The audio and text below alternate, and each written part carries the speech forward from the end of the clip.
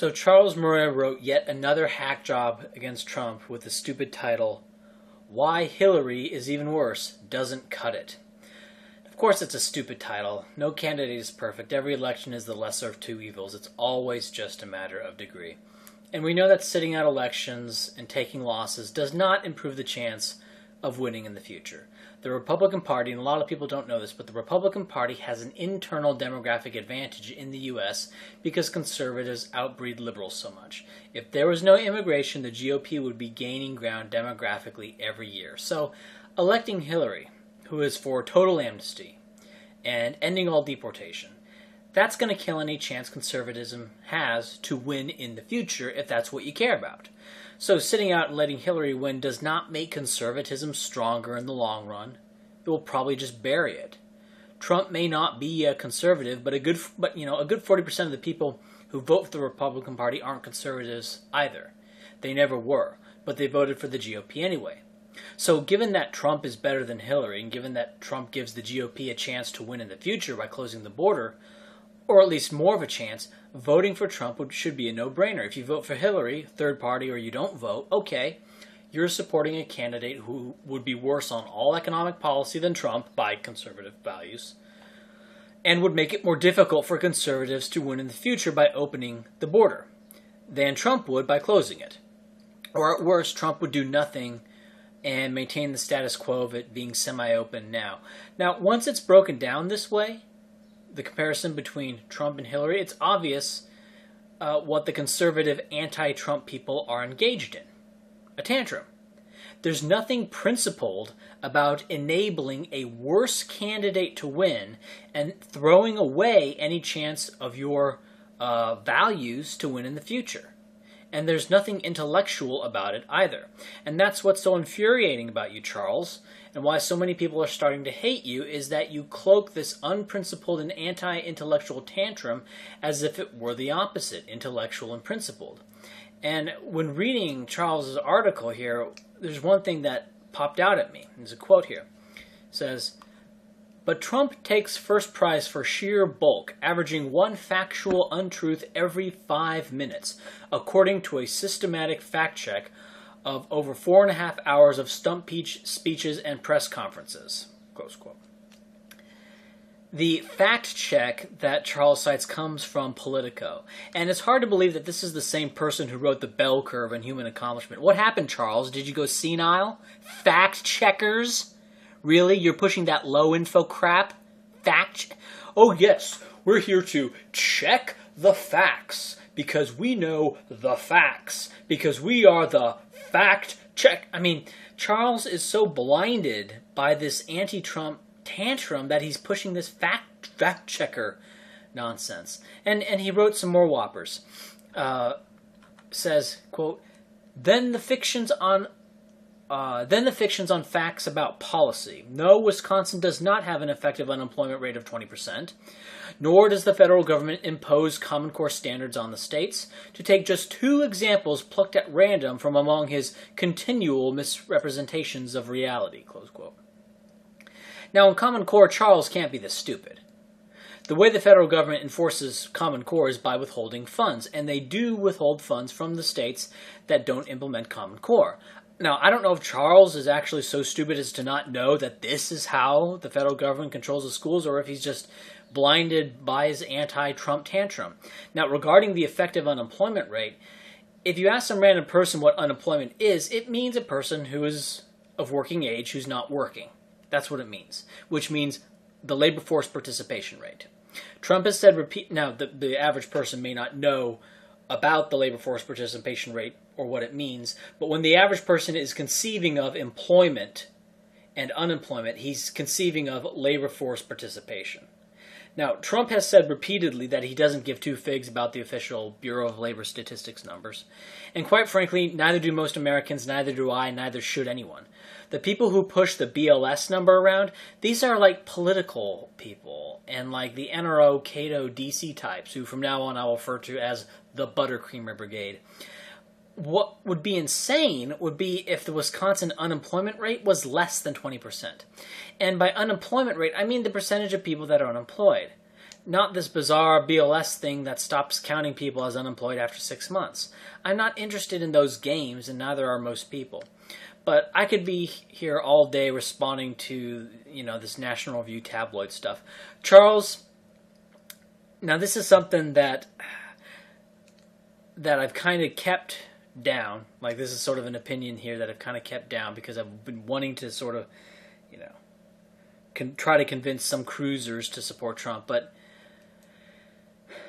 Trump has better policy positions than you. And this is something that the Buttercreamer Brigade has shielded itself from because they live in their little temples. Trump supports propping up dictators in the Middle East. And this is a foreign policy that worked. This is known as the realist, quote-unquote, policy.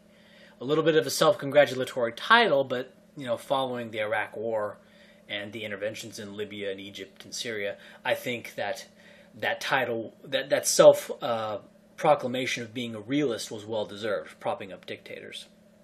Right? It kept the oil flowing, it kept the region stable, and it was good for the people in the region. We've seen this democratic, like this not Democrat Party, but like expansion of democracy policy in the Middle East. And you can shit on Obama all you want, but Bush started this whole insane crusade to remake the Middle East in our image or something like that. As if, well, I don't want to get into that. And on tax policy, Trump supports cutting capital gains and raising the income tax on the rich. Capital gains is tax on profit from investment, which then gets taxed again if it's taken as income. And that's retarded since this is money that's most likely to be reinvested. It's the seed corn. Right? It is the thing that you want to tax the least. Income is used for consumption. Now, Trump doesn't want to tax the rich's investment because investment is what makes the whole economy better off. Okay, tax the money they take out of their business or portfolio as income instead.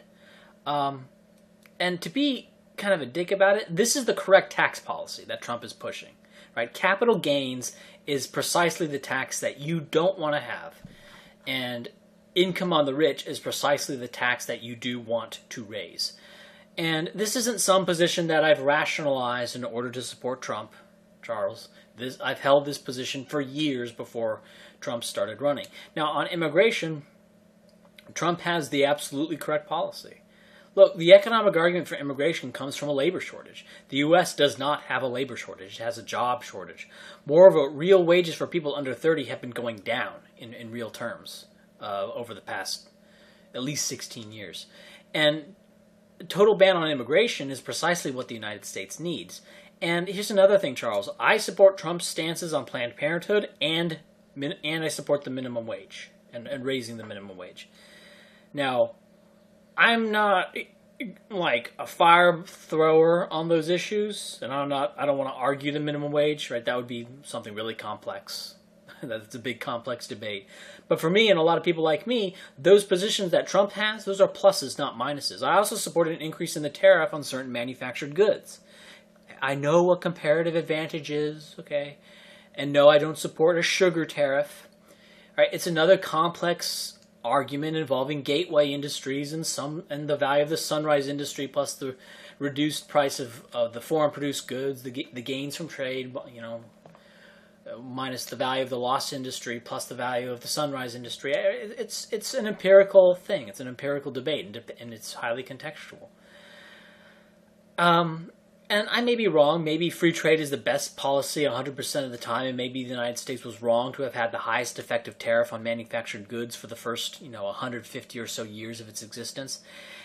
But the thing is, there's a lot of people like me, despite disagreeing on so much, have held our noses and voted Republican for candidates that were more in line with what you believe, Charles, than with what I believe. And for the first time, the shoe is on the other foot, and this is how you behave. And that's the word for it. It's not how you respond, it's how you behave, because you're behaving like a child. In other places, Charles, you have attacked Trump for being unpresidential and thin-skinned in demeanor. And this concept of being thin-skinned, I've heard people say that, well, you just need to let these insults wash off your back, just roll off you. Which is, it's ridiculous because it doesn't roll off you, right? it's not about it, like whether or not you personally are psychologically offended by the insults that are coming at you, or the attacks upon you, like or the lies about you. That's not relevant. Sure, you can be outraged about it or not.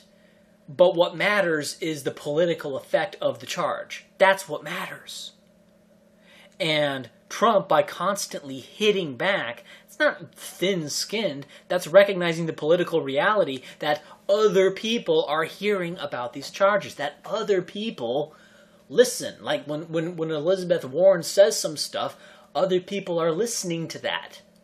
That's the political reality. It's not about being thin-skinned or psychologically, insecure, whatever. And regarding being unpresidential and, Trump's clownish behavior, right, as you see Trump, but that's how I see you. Yes, Trump's a carnival barker, but you're a carnival whisperer. And that's the hell of it. It's not that we're being taken in by Trump's act. It's that we all know that you're engaged in a dumb act as well, which is why all the 95 IQ working class people who are now Trump supporters, right, it's something that they've always seen through. And, like Cruz has his fake preacher act where everything is some profound end times matter of principle, a promise, a promise to the American people, and what the preacher cadence he has. Right, Christie, he's the no nonsense blue state Republican governor. Now the hell of it is, like for him, it's somewhat an act, but to his credit, he was actually speaking truth about having to cut Social Security in a debate. So he's actually did that walk the walk a little bit there. Carly Fiorina, of course, is just the insufferable corporate adult, right, who makes all the mature decisions, and let's not take the moral position or the correct position or the effective position. No, what is the corporate position? What is the adult, mature corporate position to take? Yes, yeah, that's Carly Fiorina, corporate adult, and Ben Carson, he was the black smart. Right, he's smart black. That's his little shtick. Now everyone has their little shtick. Trump's was just more entertaining, and his positions are better. Now the thing is about Murray, nobody thinks you're incredibly smart. Nobody takes you incredibly seriously, and Charles, you make bad arguments and have bad reasoning all the time. Like case in point, this article that you just wrote. But the thing is, I'm not going to then. I mean, that's not going to make me disown the bell curve or disown human accomplishment. Okay, because my view of you, like this article, I know that sometimes you go, have emotional, that's just it. As clownish as you see Trump, and how everyone else has always seen people like you, Charles. Okay, we have words for you: Lolberg, Bowtie, conservative, residents of Chateau Artiste.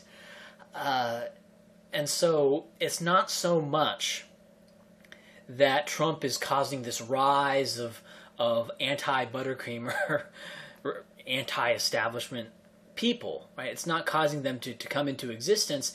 It's just causing that sentiment to be mobilized, and how you people were always seen is now sort of being revealed, and it's not, and you go in and say, well, we have dumb bombastic rhetoric by Trump. No, the dumb bombastic rhetoric comes from the National Review, blindly supporting free trade. Okay, that's what I think is dumb bombastic rhetoric. I think Trump has better positions on that.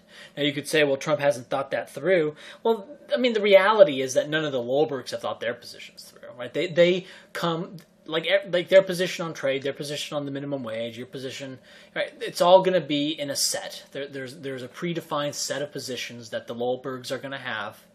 Okay, so sure, I mean, they may have more well-defined talking points, but don't pretend that they have thought anything through.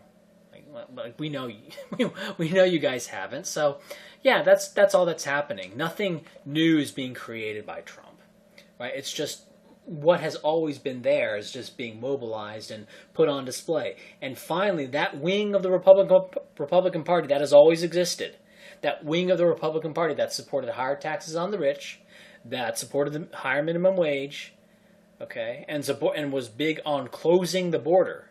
Right? These working class people who are interested in having like a decent wage like they did in the past. Right? That wing of the Republican Party, is finally getting their say. That's all that's happening. It's not a new thing that has come into existence. It's something that has always been there, and the attacks on you that Trump is doing, it's funny. Trump's sort of putting it there, but the thing is that's how people have always felt about the Republican establishment, and I include the National Review publication in that.